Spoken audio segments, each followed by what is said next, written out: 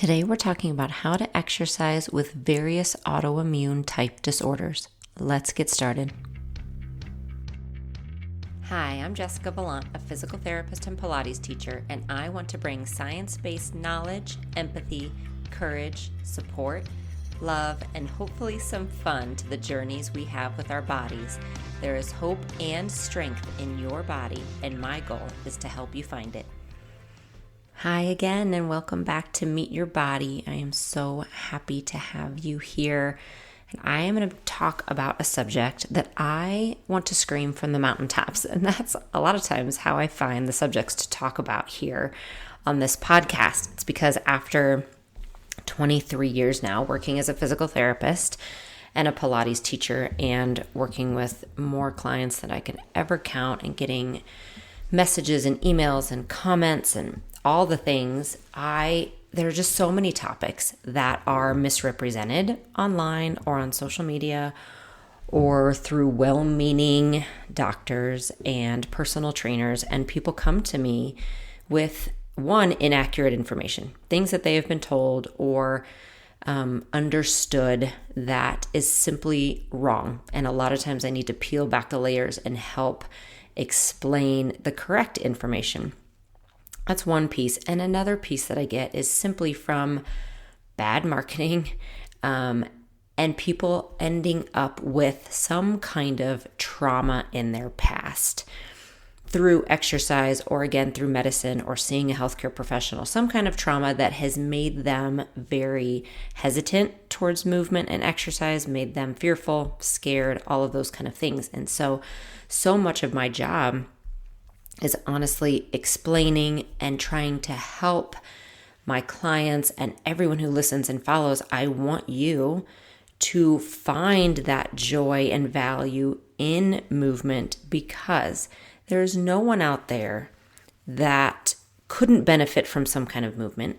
And there's no one out there that I would ever say, oh yeah, movement is definitely not recommended for you. Now, there might be 100 million different ways to move depending on who you are, but there is always a way to find movement in your life. There's always a way. And so I think ultimately what really gets to me is when people have been told there's not a way.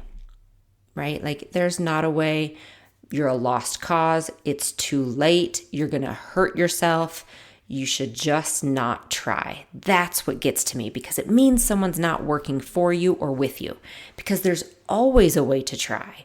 And there's always a way to find some kind of movement in our bodies because that's function. That really is how we live. And so ultimately, by finding some kind of safety and joy and inspiration and celebration in movement, you are actually finding a way to discover those same things just in life in general. And I'm not trying to sugarcoat it or make this big cliche, but I do believe it's true. I absolutely believe that by finding some strength and again, some kind of joy and value in movement, a way to do it safely that feels good to your own body, you are going to increase your own agency over your own body. You're going to increase that body autonomy, that idea that you have choices and some control over your body. You're going to find more joy and more partnership with that body, and that will translate into what you do every single day. And so this episode is really one of those episodes that I want everyone to listen to who has ever experienced that idea of either being told or coming away with a message that this isn't for me. There's no movement that's safe. There's nothing that feels good to my body. I should just stop because those things aren't true. So we're going to erase that paradigm and create a new one today. And our subject is exercise and autoimmune disorders. And I'm going to say autoimmune type disorders. And there's a reason for that. So I want to get into it and tell you exactly what I mean here. So One, let me tell you the definition of an autoimmune disease itself. An autoimmune disease happens when the body's natural defense system can't tell the difference between your own cells and foreign cells. So the body mistakenly attacks normal cells. That's what an autoimmune disease is. And some really common ones, to give you some examples, would be multiple sclerosis, rheumatoid arthritis, lupus, type 1 diabetes, Hashimoto's, Graves', psoriasis, and Crohn's disease. Those are just a few. There's up to 80 different autoimmune diseases. So those are a few. Common symptoms with autoimmune diseases include fatigue. That's a very common one, just very general, consistent fatigue. Joint pain and swelling. Skin problems is really common, not just with things such as psoriasis, but across the board in autoimmune diseases. Abdominal pain and digestive issues. Recurring fever, swollen glands, dizziness, and headaches, just to name a few. So those are common symptoms, kind of this consistent inflammation and irritation in the body. So that, again, is what the medical community defines as an autoimmune disease.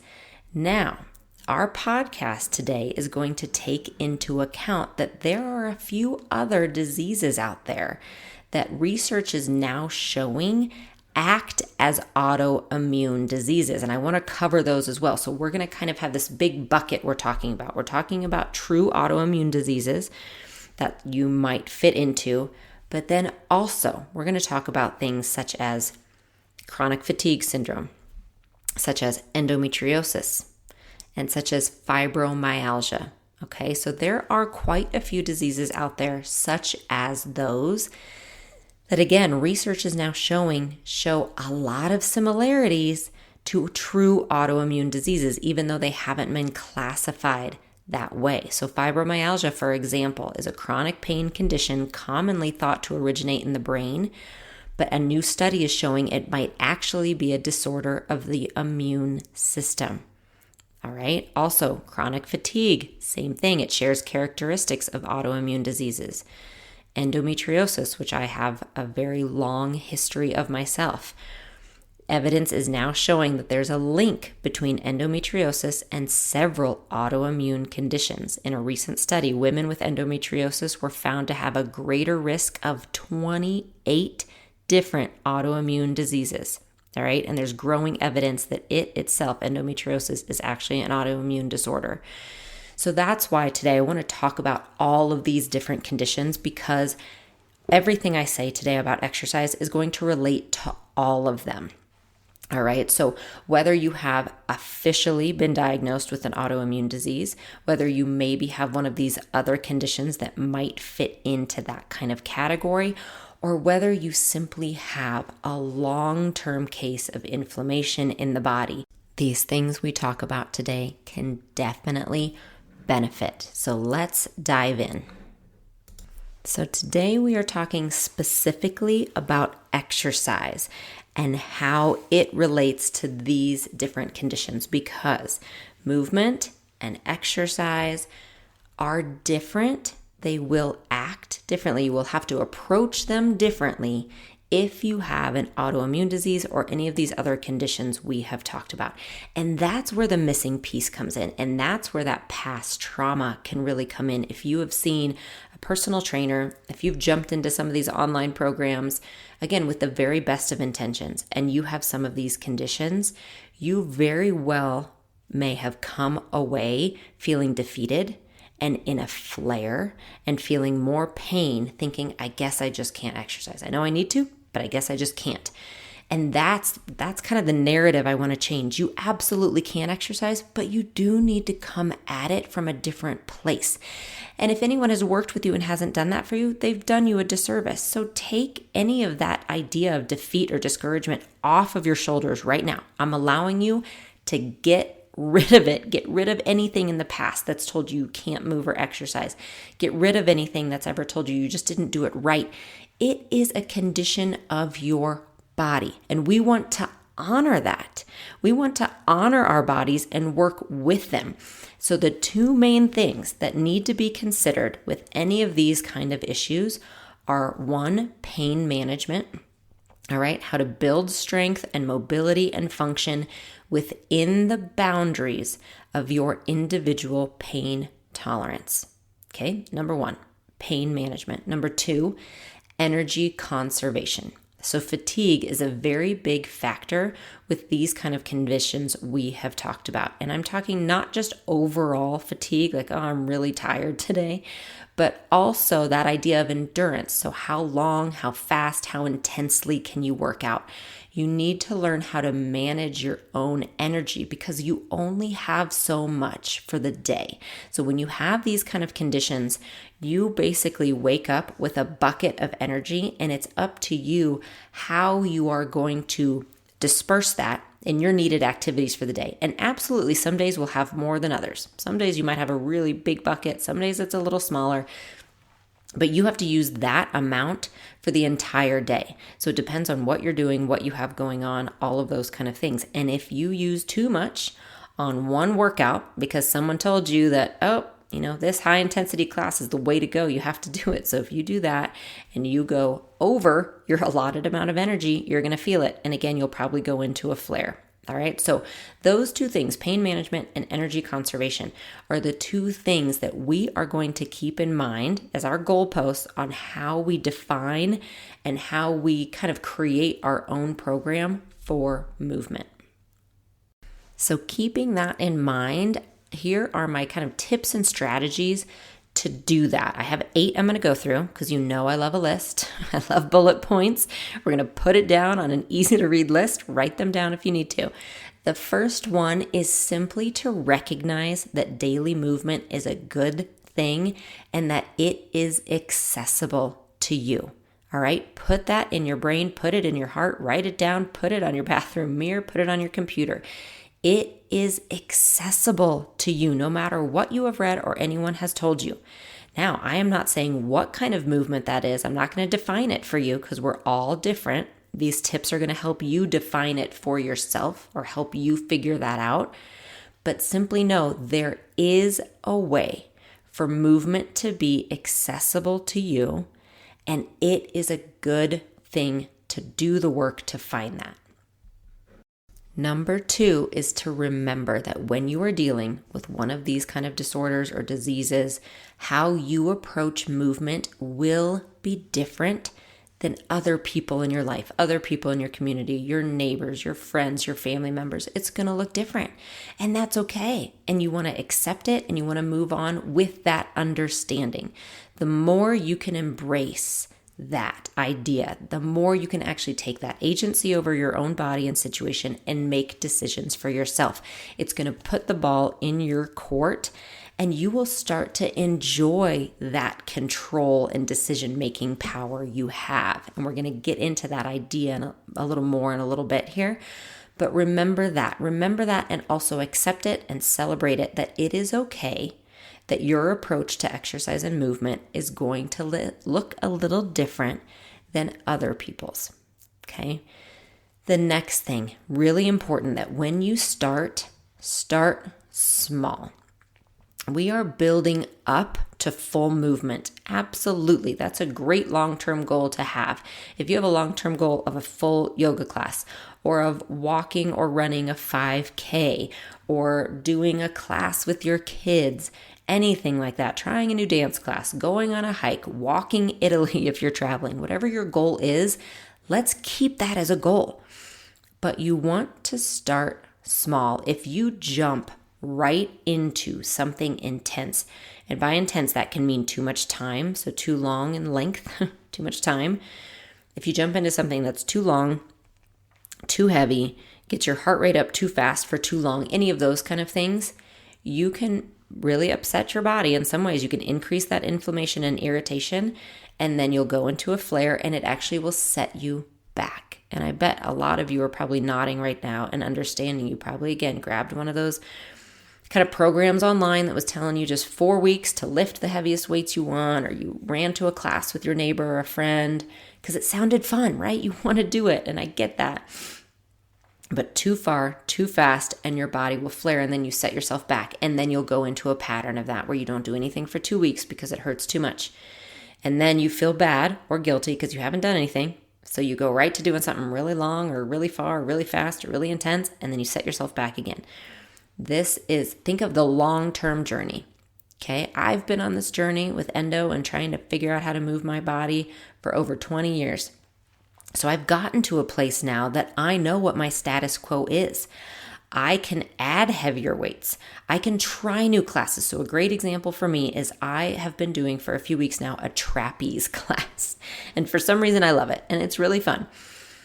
And also I have flared myself just a little bit doing it 1 or 2 times because I had no idea how much it was going to work these new muscles that I haven't worked before. And I think it was last class or maybe 2 classes ago, I was really, really sore for about a week. I mean, really sore. Really sore, really tired for a week. And I have come to know what that is. That's my body telling my endometriosis along with my hypermobility and some other chronic things that go along with that. It was my body saying, you know what? You don't respond like other people in this class. Yes, you're strong. Yes, you're this. But you did a long walk and you lifted legs today and you went to that trapeze class. So I'm just here to remind you that that was too much. That doesn't mean I have to stop. It means I have to take that into account and maybe not do all those things on one day. Or maybe I take the next day for a nice gentle walk. And then what I do is I start adding a little more gentle dumbbell work for my arms because I want to build up the strength gradually and slowly so I can keep doing the trapeze class. Like I don't want to shock my body once a week. I'm like shocking my body. That's too much. I need to do a little bit all the time to build that endurance and build that foundation. But we have to start small. So like I said, for me, it's been a 20-year journey and I'm still kind of figuring it out, but I've been able to really build my status quo and my baseline. But just starting out, you have to start small. You have to think, what I tell people when I work with my clients is I am going to give you a boundary. And it's going to be pretty small to start. I think of it like a fenced yard, okay? It's a pretty small fenced yard. And I'm giving you 5 workouts that you are allowed to do, which means that's your boundary. You're allowed to do these 5 because you want your body to start small. And the biggest thing is you want it to start to feel safe.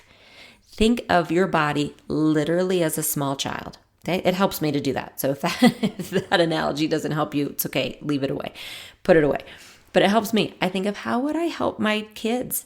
I would say, you know what, guys, we want to be successful. I want to see them be successful. I want to see my body be successful. And if you're my client, I want to see your body be successful. So I'm going to give you 5 workouts and you're only allowed to do those for a month. You do 2 of them twice a week, 2 others twice a week, 2 others twice a week, okay? 6 days of movement, maybe 10 minutes at a time. And you're going to do the same thing over and over and over again because we are telling your body, 1, it can be successful, and 2, it's safe. Repetition is key in these situations. You do the same thing over and over and over and over again until it's so easy you can do it in your sleep. Because then and only then does your body feel safe doing it and not overreact to it. Then after a month, I will add maybe 3 or 4 more workouts. So I increase that boundary, right? I've increased that fenced area. So you're allowed to work a little more. I've increased your boundaries.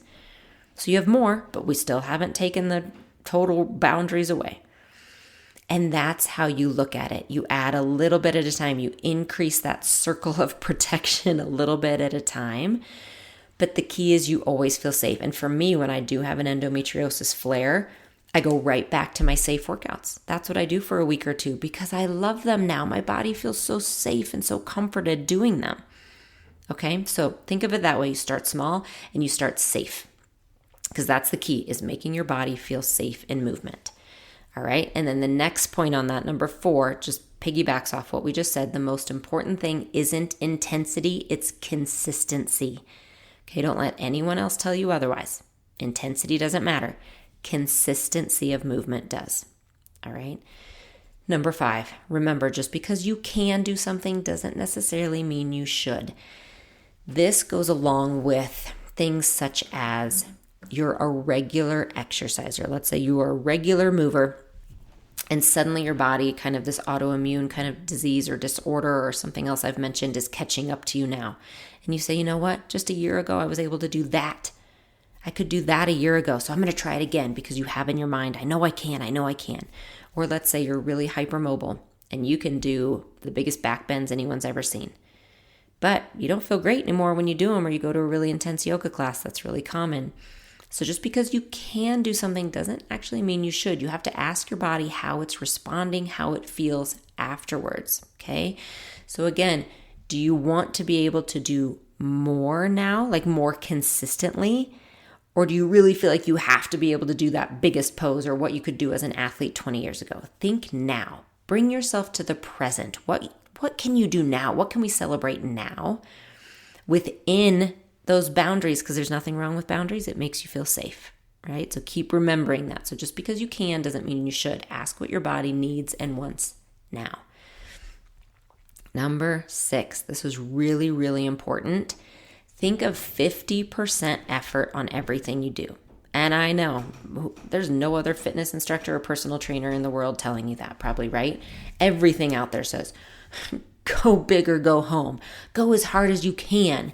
If you're not sweating, it's not working. If you're not afraid, then you shouldn't do it. I'm sorry. Those are ridiculous. And no one with chronic pain or injuries or autoimmune diseases has ever said that. I have never said that. And if I did ever 20 years ago at the beginning of my career, I am sorry, because it's not true. All right. You don't have to do 100% everything you do. And if you do, and you have any of these disorders or diseases or constant inflammation, if you do go 100% all the time, your body is not going to be happy. So start with 50% effort. And I don't mean not paying attention, right? I don't mean not doing it. I don't mean giving up. I mean, you don't have to do 50-pound squats. You can do 5 or 10-pound squats. That's awesome. Or you can do body weight squats with no weight whatsoever. And that's awesome. Okay. Or if you're doing a bridge exercise, which I have a lot in my workouts, I have talked to clients before who the only correction I had to make is that every time they did a bridge, they were squeezing their butt as hard as they could, and it was causing back pain. I took away that. I said, don't squeeze your butt, just do the bridge. Just use the muscles you need. There's no squeezing necessary. Don't brace your abs. Don't do any of those things. And you know what? Their pain went away with that exercise. A lot of the times we have, again, been told somewhere along the line or just feel like we need to squeeze and brace and hold everything so tight when we exercise. And that's not the case. 50% effort. Okay. We talk about like the best efficiency in an exercise from a biomechanical standpoint is when you are only using the exact amount of muscle work you need to make the exercise happen. You're not using any more and you're not using any less. Okay. So a lot of things you're doing, do 50% effort to start. And that is great. Remind yourself that. Okay. 50% effort. Don't jump to 100% yet. Be willing also to stop 2 reps early if you need to, and your body's telling you to do that. Sit a repetition out. Sit a round out if you need to. There is no harm in that, and you're actually honoring your body if you need to do that. Number 7, and we touched on this, but remember the programs that are marketed to the masses aren't necessarily the best place to start unless they are very specifically for beginners or gentle movement. Many of those programs don't really keep in mind anything about pain management or energy conservation or injuries, and they don't need to. I am not saying they're wrong or bad. A lot of them are awesome and really fun and really great, but they really are marketed to the masses. We are talking people probably in their early 20s, maybe up to 30 years old with really healthy bodies without histories or complicated pasts, who probably have a history of exercise, who can jump into those programs and stay consistent with them without a problem. All right, so there's nothing wrong with the programs, but there's also nothing wrong with you or your body or me and my body who can't keep up with them. Okay, so if you do want to start an online program, I definitely recommend that you find something that's possibly labeled beginner friendly or possibly labeled gentle. I have within my unlimited program, I have a 4-week beginner workout plan that is great for a lot of people, but most of my clients, if they are in a flare, in a kind of an active place with their autoimmune disease or with their fibromyalgia, I will actually have them start, like I said, with something I create that's only 3 or 4 workouts that we repeat consistently. Or I do have a gentle workout plan within Unlimited as well.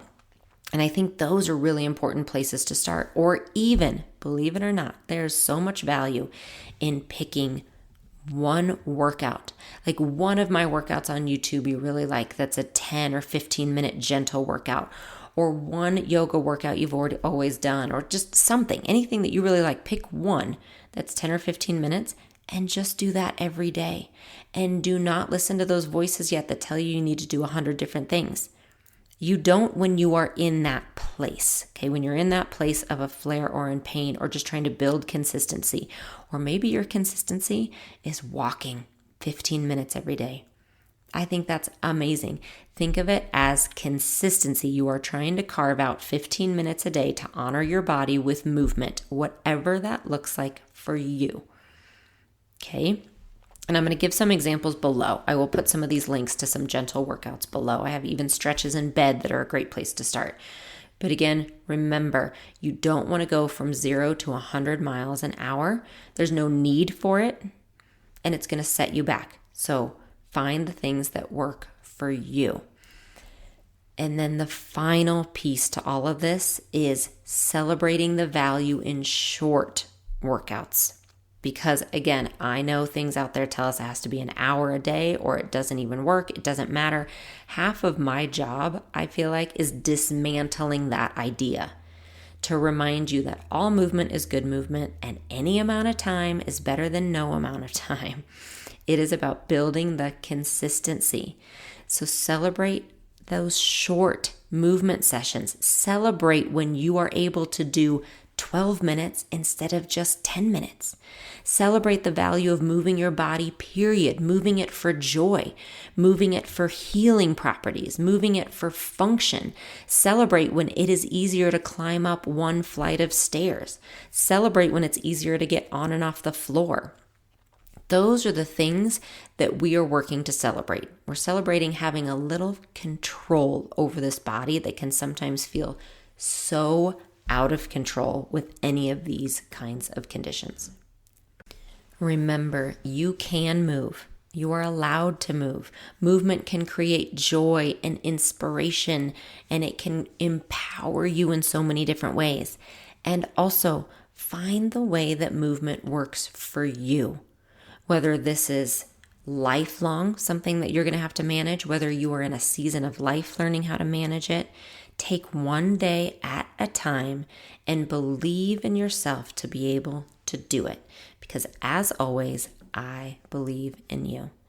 Check out the resources below, and I will talk to you soon.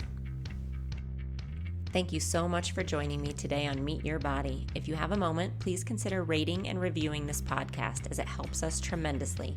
For more resources and workouts, you can visit my website, jessicavalantpilates.com, or find me on YouTube or Instagram at Jessica Valant Pilates.